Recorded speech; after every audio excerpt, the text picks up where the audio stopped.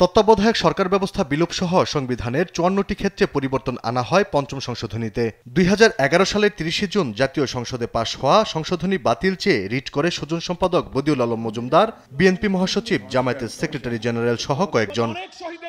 গেল বছর ১৭ ডিসেম্বর আলাদা দুটি রিটের উপর চূড়ান্ত শুনানি শেষে তত্ত্বাবধায়ক সরকার ব্যবস্থা বিলোপ সহ পঞ্চদশ সংশোধনীর অংশবিশেষ অসাংবিধানিক ও বাতিল ঘোষণা করেন হাইকোর্ট।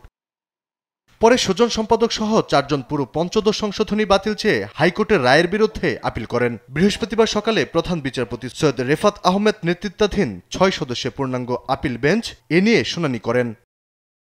এ সময় প্রধান বিচারপতি বলেন, ১৫ বছরের জঞ্জাল সরানো হয়েছে ১৬ মাসে। সব পক্ষের বক্তব্য শুনে ৫ মার্চ পর্যন্ত শুনানি মুলতবি করেন সর্বোচ্চ আদালত। ভিগো ওয়্যার গার্ড প্রয়োজন মতো বাঁকানো যায়, অধিক চাপেও ভাঙে না।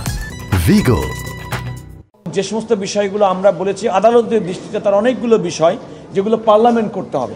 তো যেহেতু পার্লামেন্ট করতে হবে, ওনারা আসলে মূলত চেয়েছেন যে পর্যন্ত সংসদ গঠিত হওয়া পর্যন্ত এই মামলাটির এ পর্যায়ে শুনানি স্থগিত থাকুক।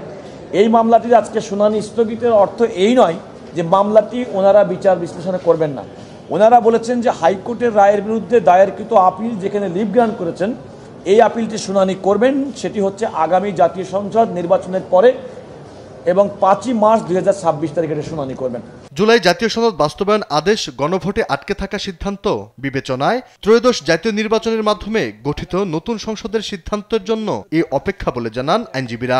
যেহেতু নির্বাচন আগামী খুব কয়েকদিনের মধ্যেই হবে, অল্প কিছুদিনের মধ্যে এই নির্বাচন সমাপ্ত না হওয়ার আগে এই বিষয়ের উপরে সিদ্ধান্ত প্রদান করা সঠিক হবে না। এদিকে আদালতের কাঁধে বন্দুক রেখে ইতিহাস পুনর্লিখনের চেষ্টা বন্ধের আবেদন জানান আইনজীবী সারা হোসেন। যে ভবিষ্যতে যেই পরিবর্তনগুলো, যে সংশোধনগুলো আসবে আমাদের সংবিধানে, সেটা এখনকার প্রেক্ষাপটে আসবে। আমরা ২৪-এর আমাদের যে অভিজ্ঞতা সেটার প্রেক্ষাপটে আসবে, কিন্তু তার মানে না যে মুক্তিযুদ্ধে অর্জিত যে আমাদের মূল্যবোধগুলো সেগুলো আমরা এখন চুরমার করে দেব। পঞ্চদশ সংশোধনীর মাধ্যমে প্রজাতন্ত্র বিলোপ করে স্বৈরতন্ত্র প্রতিষ্ঠা করা হয়েছিল বলেও দাবি করেন আইনজীবীরা।